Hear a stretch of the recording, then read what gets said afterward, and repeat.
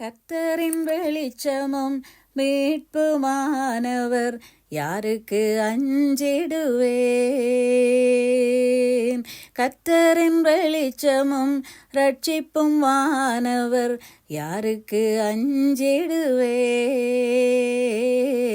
சத்துரு என்னை நெருக்கினாலும் யாருக்கு பயப்படுவேன்? அவரே என் பலமானவர், என் ஜீவனின் பலமானவர். அவரே என் பலமும் ஜீவனின் பலனும் எல்லாமுமான என் தேவன் அவரே.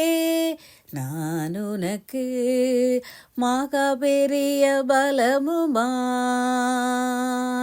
மகா பெரிய கடகமாய்